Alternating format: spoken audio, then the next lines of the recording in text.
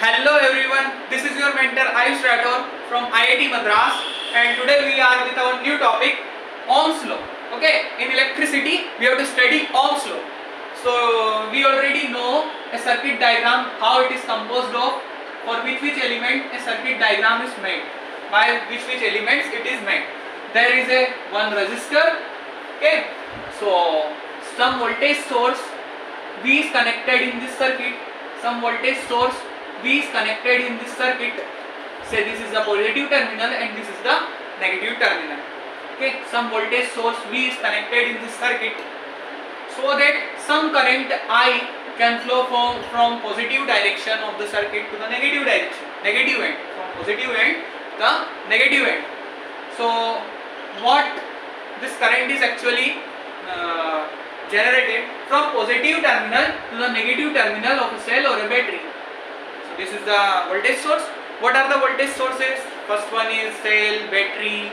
Okay, many times you can generate EMF. You will study in your higher classes of EMF. Electromotive force is also refers to voltage. Okay, it is also referring to voltage. So EMF can be generated by an AC generator or dynamo. AC generator or dynamo. That is alternating current generator. So this is a DC circuit. Direct current is flowing from this end to this end. So IDC. This is a DC circuit. Many times some question comes. This is a DC circuit, and in our homes some AC circuit is connected. Alternating current circuit is connected. And in India the voltage is 220 volts. 220 volts in our commercial line. Okay, AC. Alternating voltage of 220 volt is supplied at some frequency. Okay, have a snapshot of it. In our home, alternating current arrives through the lines. So now what we have to study? DC circuit. Okay, DC circuit is consisting of one resistance element.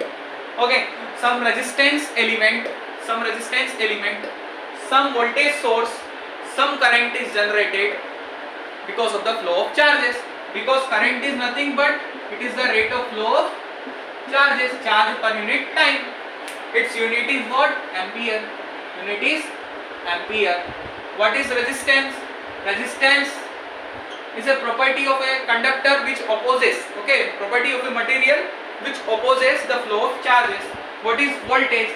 It's the work done to bring a charge from one point to another. Okay.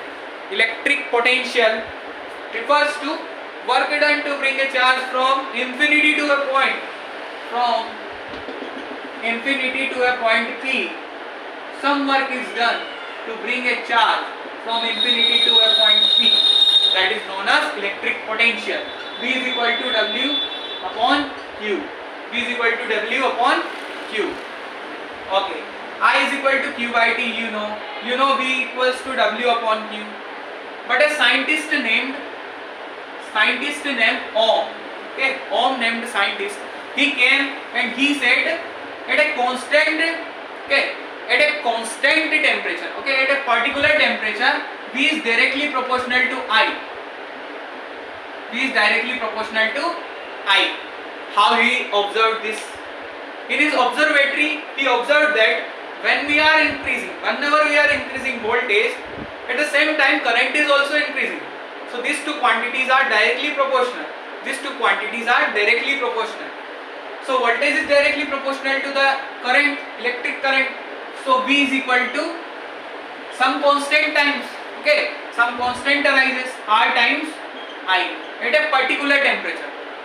The limitation of this law is only at a particular temperature. At a particular temperature, V is directly proportional to I, or V is equal to R times I. So V can be also written as I times R. For our better understanding, we can refer it to as Veer. Sure Veer. V is equal to IR.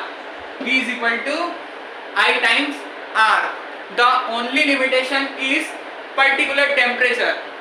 Okay, voltage, the resistance and the current is related by this expression V is equal to IR, very important law, okay, for your class. So R, how you will find R? What is the value of R from this expression?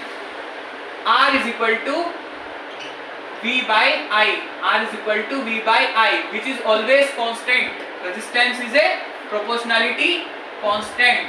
Resistance is a proportionality constant and it is a property of a conductor. Resistance is a proportionality constant and it is a property of a conductor. Okay, Sirji. Sometimes V is increased, I is also increased. So R is produced. So at a time some resistance R is present in this circuit. Okay. Then after some time R dash resistance come to this circuit. So will this resistance will change? Will the magnitude of this resistance will change? Will the V by I will be changing? V by I will be varying? Tell me one thing. No, not at all. It is not varying. This V by I is always a constant quantity. V by I is always a constant quantity and which refers to resistance. That's enough for today. In our next lecture, we will taking the topic of combination of resistance. What actually this resistance depends upon. Okay, on what factors resistance of a conductor depends, and on what factors resistance can be combined. Okay, one is series and the second is parallel combination. Series combination and the parallel combination. Third one comes on the mixed combination, but we will not study that topic in our syllabus. Okay, if you will tell, we will study about that topic. Thank you.